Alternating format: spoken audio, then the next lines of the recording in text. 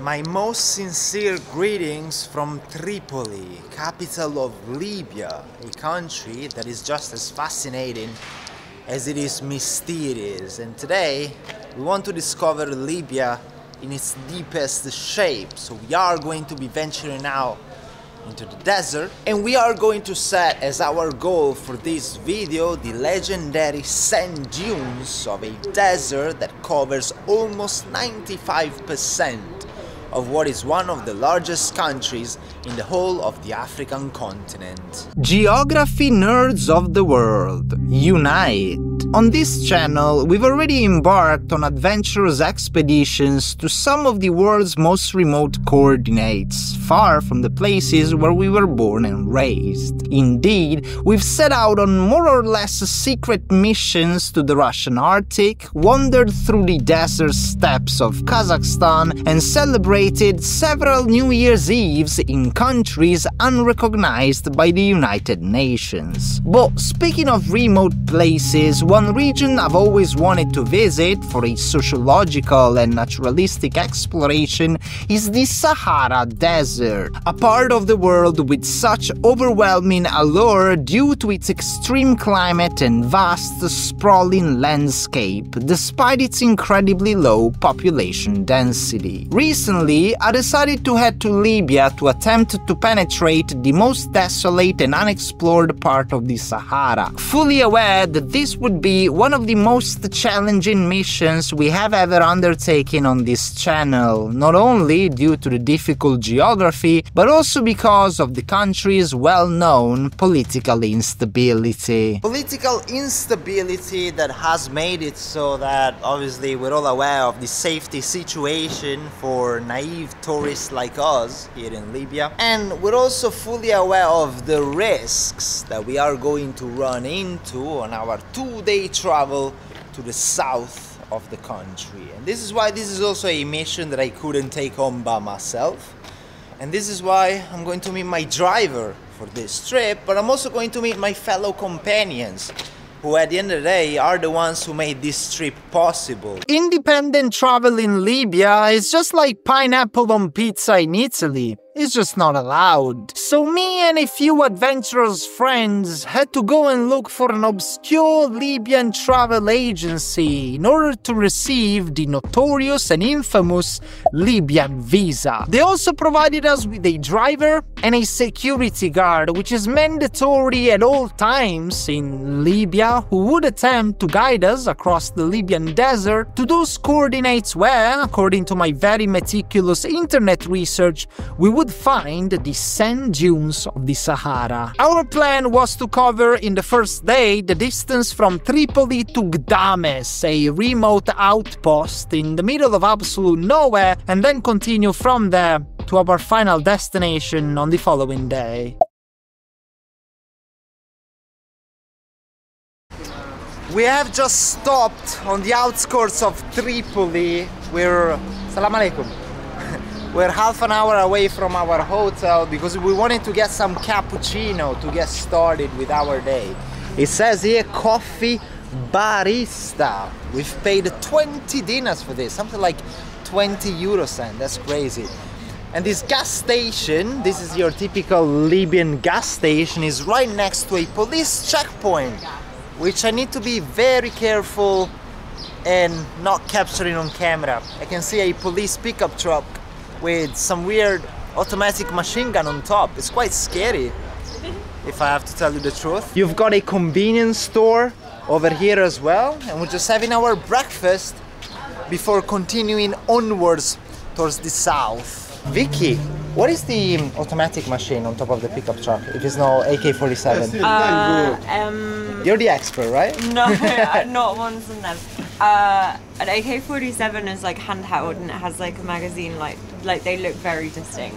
Right. And they don't go on top of Right, trucks. I see. You I want see. them. Right, I'll have a look again. okay, we can Google it later.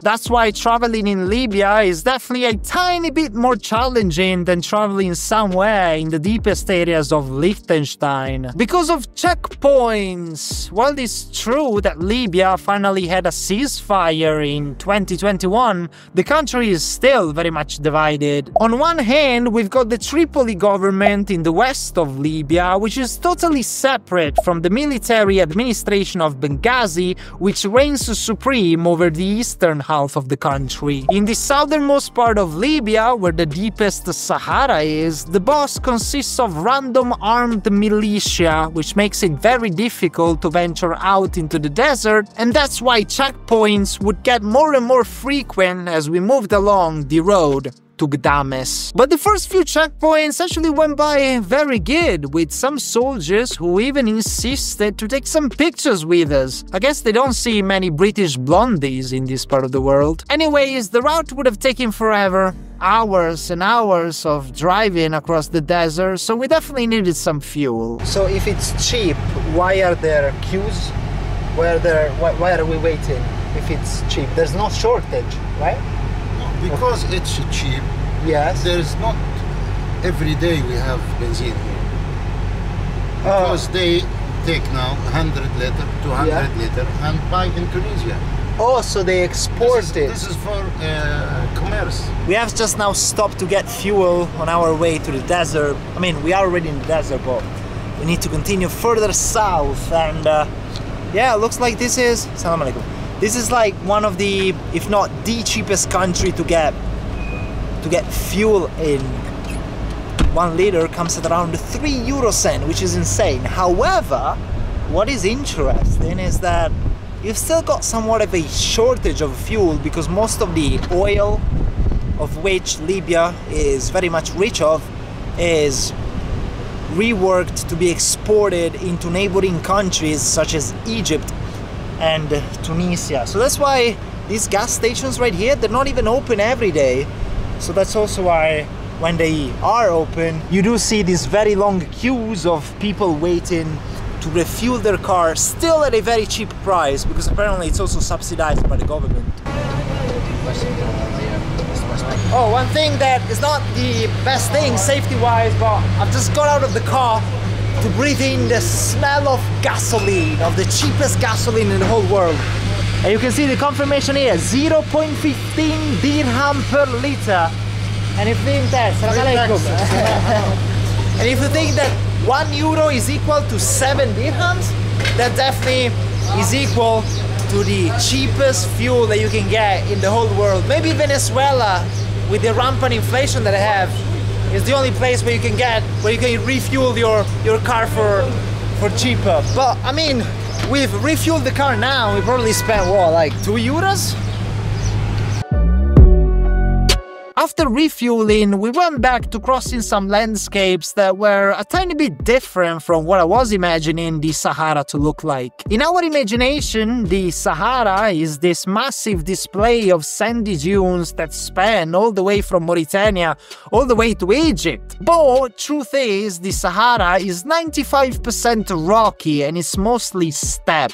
And it's only in a very few places that you can appreciate and find the mythical red dunes that are made out of sand, and hopefully the area just beyond Gdames towards the Algerian border would be one of those. Your country could make so much money out of tourism, it's insane, because you've got, like, we've seen the sea in Tripoli, which is beautiful, and like it's like the water was transparent and the beaches are untouched, the nature is amazing.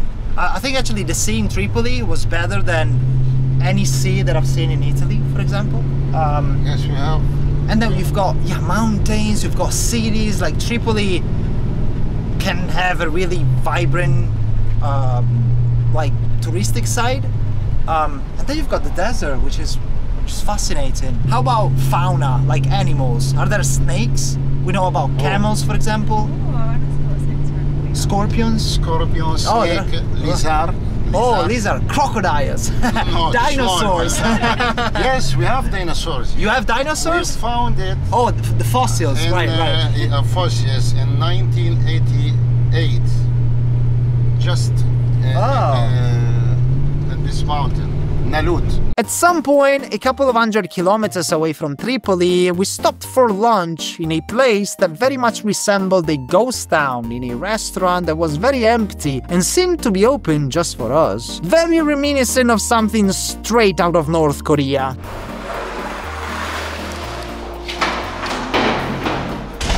Oh, thank God we've made a reservation, right? I also just now started to appreciate what we were getting ourselves into. I thought that we were going really deep into the Sahara. Yeah. But we're barely scratching the surface. Yeah, the Sahara's so big. It's massive. Yeah. Jesus. It was just so eerie. There was this silence that none of us really felt like it was appropriate to break, so we were just concentrating on the plates that were in front of us. It wasn't until we stepped out of the restaurant that I took the opportunity to interact with the locals a bit under the pretext of asking for another cappuccino. You speak English? No? No? What is your name? Sanat. Oh, Davide. Nice to Libya? Good? Good Libya. See? Aha, cool. Locals that wanted to contribute so bad to our mission towards Gdames and the Algerian border that they insisted even to not make us pay for coffee. Oh, thank you. Oh. As we are going further south into the desert, it's definitely getting noticeably hotter, and that's why I'm getting really close to where the air from the AC comes from. Oh, it's so nice. Oy. We're halfway through now, and the desert is ever so slightly changing appearance, so it's still very much steppe. We've still got a long way before reaching the sand dunes near the border with Algeria, but we can already see a bit more sand. We can definitely see a lot fewer villages and populated centers because we're definitely far from Tripoli now, and we're getting to that part of Libya which is one of the lowest population density in the whole world. And we're also getting to that part of Libya where the central government of Tripoli exercises the least control, just because there's not that many people to control at the end of the day.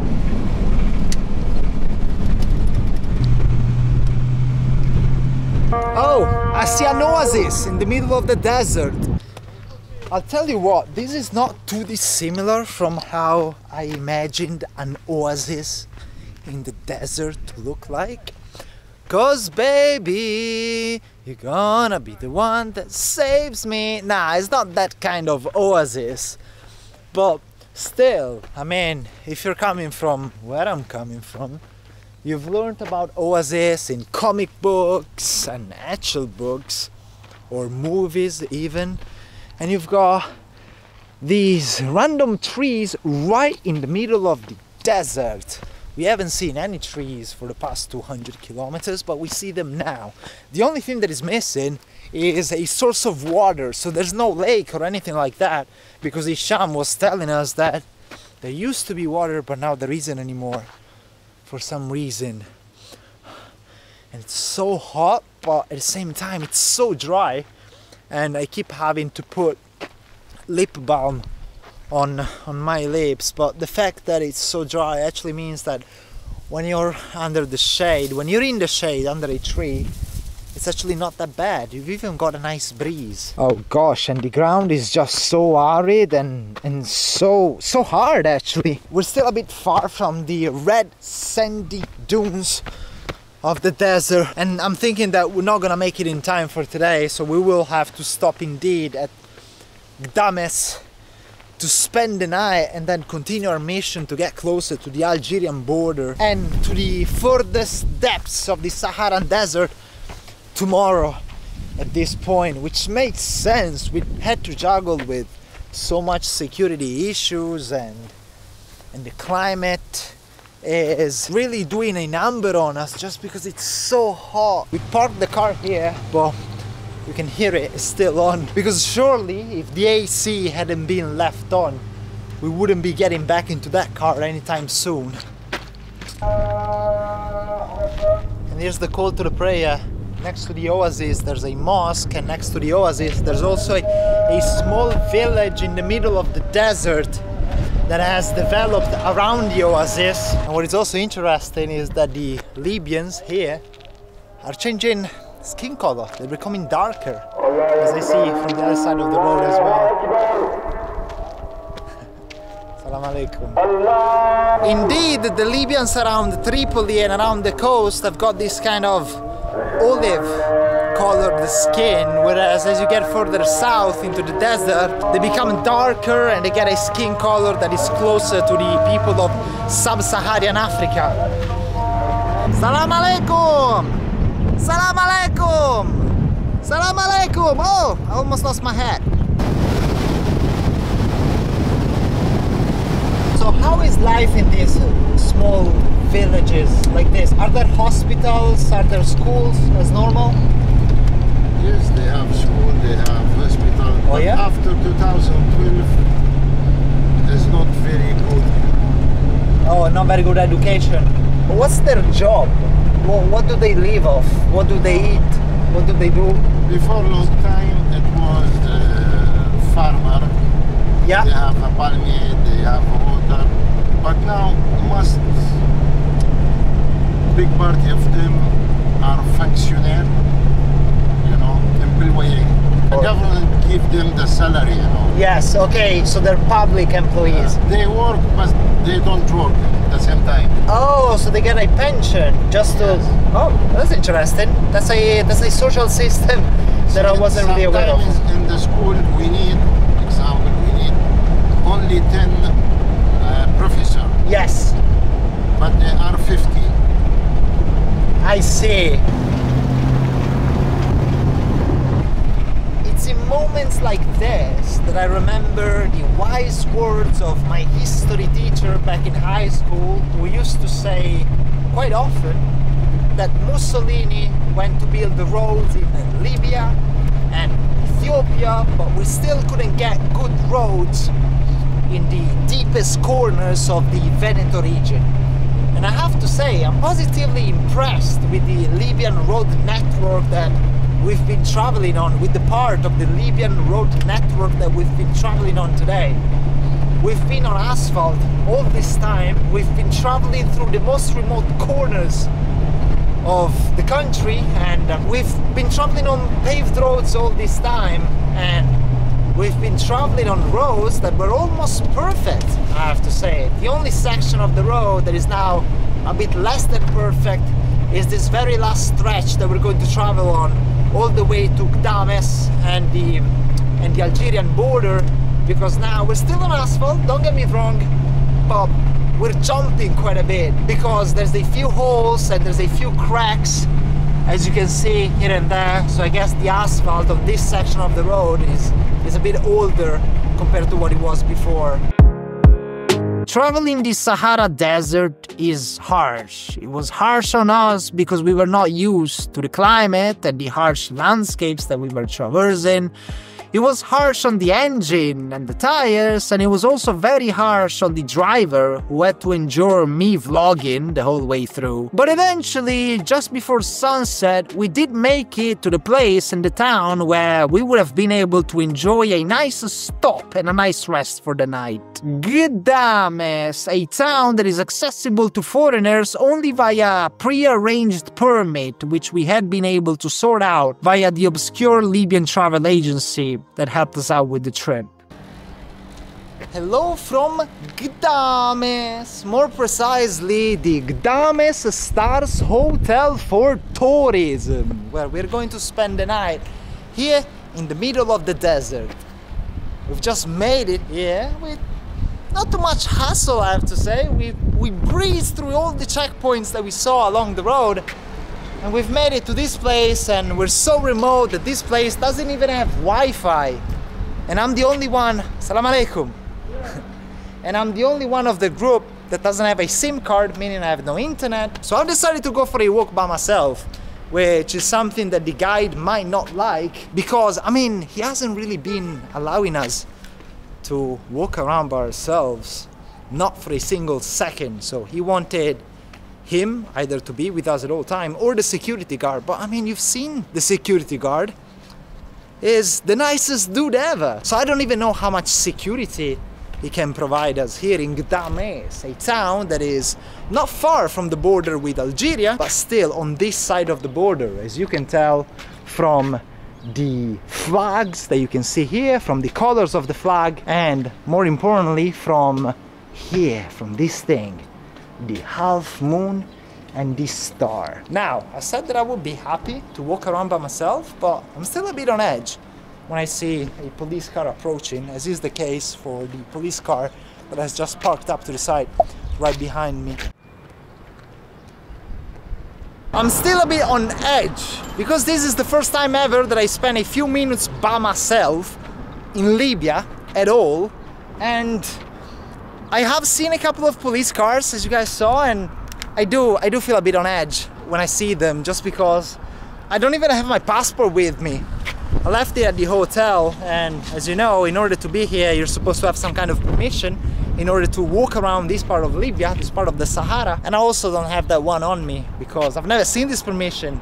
The guide has it somewhere in this backpack, so I don't even know what to say if the police were to stop me. I'm just trying to stick to the most touristy areas of Gdames. So for example, you've got the mosque. Am I supposed to give a prayer to the fact that we've made it to the Sahara? We haven't made it to the final destination yet, which is the sand dunes.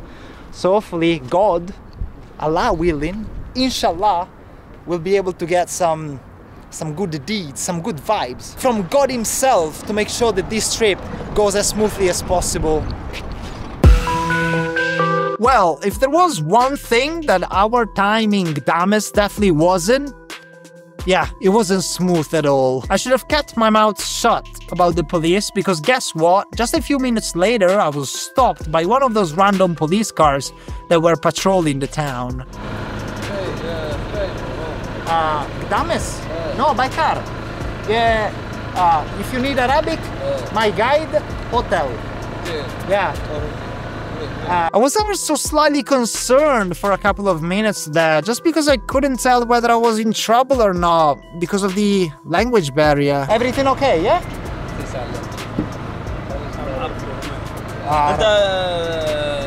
Was I going to be arrested for roaming the streets of Gdames by myself as a foreigner, or were the police just curious to see a random Italian in their town, of which they don't see very many? Doctor. Doctor? No. سياحة. Wow, I was on edge. Tourist with friends. Okay, tourist. You know tourist, yeah? Friends, you. Tripoli, Gdames. Brother or Leftist. family or Tripoli group. قدامس هذا زي ما نزل طرابلس وجانا قدامس. You come to Gdames Yes? with brother, No, friends. friends. Tour guide. You know tour guide? tour guide. From Tripoli, Libyan tourism company. Okay, nice. You understand? Yeah, from Tripoli. If you need to speak to him, hotel. Okay, what's your name? Isham, from Tripoli. Okay, what's your name? Davide. But then, of course, as usually happens in these cases, everything went fine, and it all ended with a big smile and a selfie. Selfie. Selfie, yes. This side, okay. No, not many tourists here, yeah? Oh, yeah, no, tourist. As you know, fuck, shit. Hello. Oh, TikTok. Oh, TikTok. Salam alaikum. Followers. Salam alaikum, followers. شدني. From Gdames. Un saluto a tutti. Ciao a tutti. قولهم باي بالسلامة. Okay? Bye. Bye. Thank you so much. Bye. تحياتي. Dang, I really ran into a big risk. After that, I was surely going to keep a very low profile. What's up? What's up? Football. You're going to play football? Where? But there just wasn't that much of a chance to keep a very low profile just because of everything that was going down in Gdames. Some other random car approached me, and apparently these were just guys that saw a random foreigner roaming around in their town, and they invited me to a football match. Wow, such hospitable people. Can you take me back to the hotel at 7?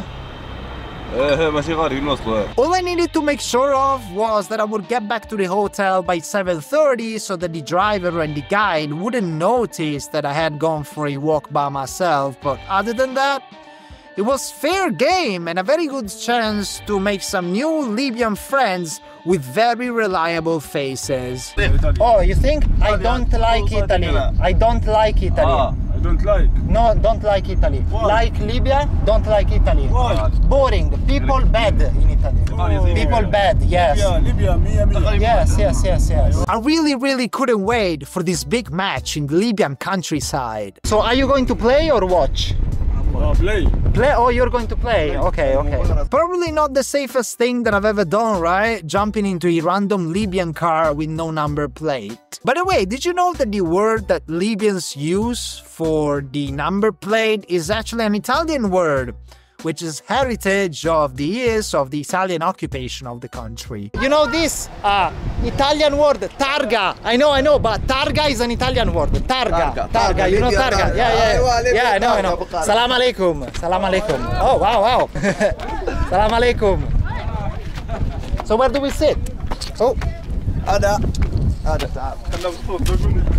wow. هذا family. Salam alaikum.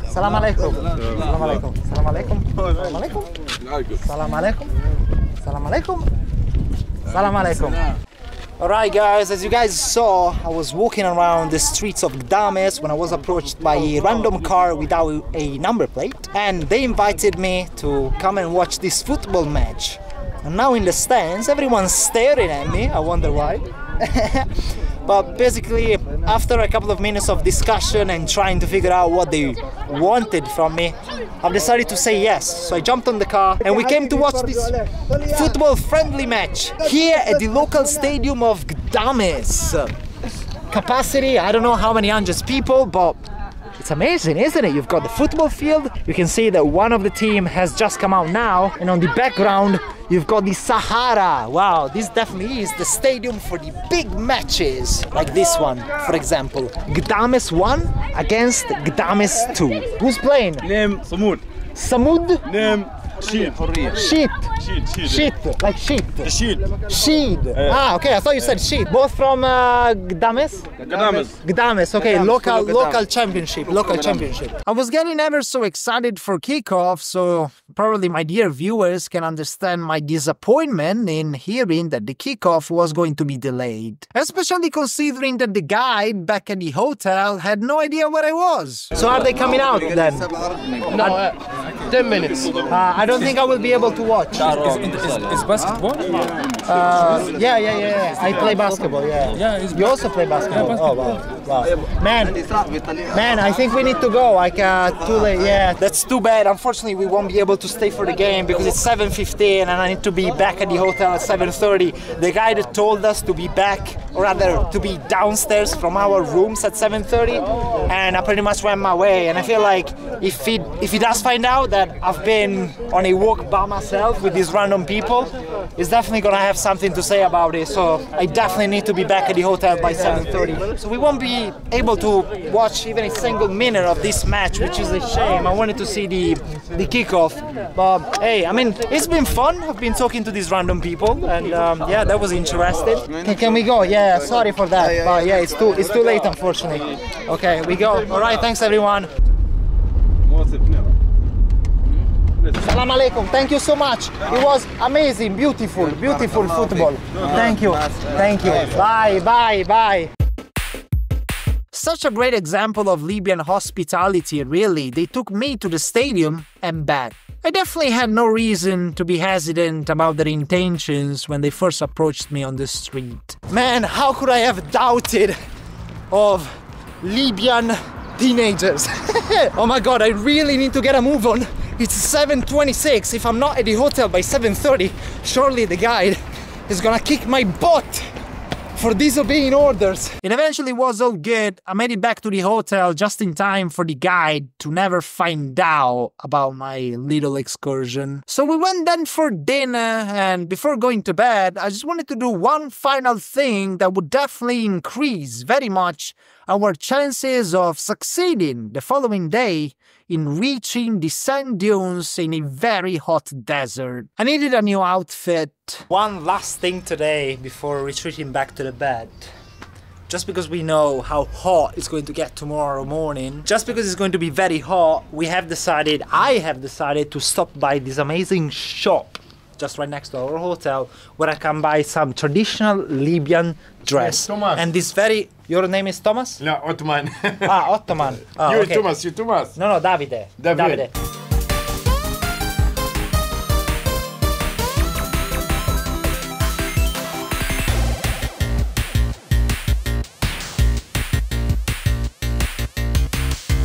And I think that's it for today. We are now ready for tomorrow morning when, in these exact same clothes, we will be heading back towards the desert, towards the sand dunes near the border with Algeria, where hopefully we will be able to complete our mission.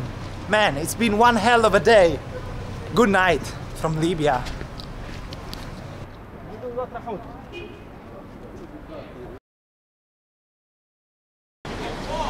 A very good morning from the streets of Gdames. We've decided to wake up and get up very early into the day because, I mean, otherwise we would run the risk of it getting very hot out there in the desert after 9 or 10 a.m. I have also decided to wear my glasses for today, as you can see, because I think I was wearing my contact lenses for too long yesterday, and after a while my right eye started being irritated and it was giving me a bit of discomfort. And definitely I do not want to find myself with a damaged cornea out here in the middle of the desert, in the middle of bumfuck nowhere. So this is the car that is ready to take us all the way into the desert for the final stretch. That's the second car, because the car of our security guard that came with us from Tripoli is really not fit for the job. So that's why we found another one, another 4-wheel drive.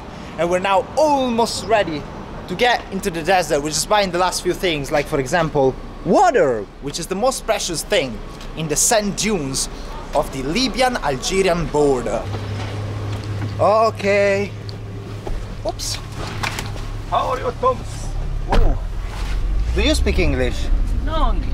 Oh, no English? Okay, okay. Oh, so Isham has advised that I should get in the second car so that I can have more space. And we're now with this random guy on the driver's seat and our security guard on the passenger seat on the front as well. And we're now driving with some nice Libyan music in the background towards the sand dunes just outside of Gdames. We've got what, 8 kilometers to go, and the landscape is getting now very similar to the one that we had in the final stretch to Gdames yesterday, and it's getting a lot more desertic. And I could now finally see the proverbial light at the end of the metaphoric tunnel. We had covered the majority of the road the day before, so what we needed now was just a final effort to cover the very last few kilometers towards the Algerian border and the sand dunes. It's been so much. I've been wanting to visit the Sahara for so many years. I remember when I was 5 years old and I had my first atlas that was gifted to me on my 5th birthday, and there was this country that had a flag that was very interesting because it was different from any other. It was different from any other flag of any other country in the world, and it was very different from the flag of any other country in Africa. That country and that flag was Libya's, a flag that was monochromatic. It was all green. It was obviously the flag of the Gaddafi rule over the Republic of Libya. And obviously now many years have passed since the time that I was 5 years old, and the flag of Libya has changed. It's very different now, but what is left unchanged is my will and my desire to see the most remote corners of the largest desert in the world. And I can say that we've almost made it. And indeed, even though the tears that were streaming down my face were blurring my vision a little bit, I could definitely see out there in the distance the shape of the sand dunes that I've dreamt so much of seeing coming ever closer. And it was right there that I found out that this place was going to be even more special than I expected, because not only we were ever so close to the border with Algeria, but we were also very near the border with Tunisia as well. It was a border 3 point, a place that is just so fascinating to every geographic nerd of our caliber. Jazair. Algeria. Oh! Tunisia on the right, Algeria on the left. And now that we had made it to the sand dunes, one thing that we were obviously very happy about, Woohoo! we now wanted to reach the very top, and there was only one way of doing that. Right, so we let out as much air as possible from the tires. So now, I think we've got everything sorted out to do this. Woohoo! Man, this is beautiful! It looks like we're in the middle of a Windows XP wallpaper!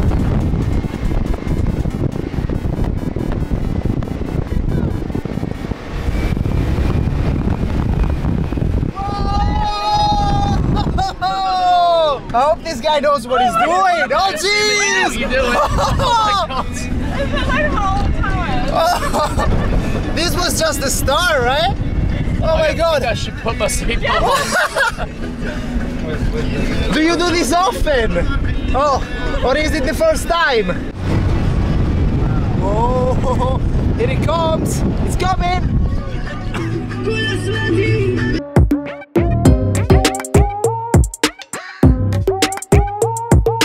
So that village is Algeria. That's pretty insane, and there's no border fence or anything, right? This is Wow. Algeria. And that's also Algeria, man! After the notorious 12 labors of Hercules, after kilometers and kilometers of driving through the middle of absolute nowhere in the desert, our emotions were just so high in the sky to risk a collision with Elon Musk's Starlinks. I just had so much euphoria inside of me, man, at the thought of being almost at the top of these sand dunes that I had wanted to see since I was a little kiddo. Thank you so much. You're the best guide that I could have ever wished for our trip to Libya. I mean, we trusted our life in your hands and it really paid off. It's been amazing. Look at this. And thank you to our security guard as well. Thank you. And thank you to our driver. Come to Libya. Yeah. Amico. It's crazy, eh? It's crazy, but it was fun. It was a lot of fun. Ah, what a beautiful feeling to see these amazing infinite landscapes with my own eyes, being able to touch with my own hands this sand that was of a softness that I had never experienced before, but most importantly, what a great feeling to finally bring a mission to a successful conclusion, something that my dear viewers know that is not definitely something to be taken for granted. All right, I think it will make for a perfect conclusion if I ever were to reach the tallest point of this mountain of sand right on the border between Libya and Algeria, not far from the border 3 point with Tunisia. And this is no easy feat. Just because it's tiring and there's no point of reference, so once you get to the point where you think you've made it, then it just keeps going. And also the sand is not very dense and compact, so this is not the easiest thing. This is absolutely fantastic. In our career, we've already had the time to explore some of the most fascinating natural landscapes that this planet has to offer. From Siberia, going all the way to the Strait of Gibraltar, passing through Central Asia. But this, God, is this even planet Earth? It feels like Mars or something. You've got Libya, Gdames, where we spent the night yesterday, and you've got Algeria, that unnamed village. Maybe it does have a name, but we just don't know about it. And right here, right on the highest point on the borderline that marks the frontier between the two countries. So I think there's really nothing left for us to do here in the middle of the desert in the Sahara. So thank you for joining us on this trip across one of the most mysterious, most fascinating, maybe most dangerous countries in the whole world. Guys, I'll see you next time. Cheers, thank you, bye.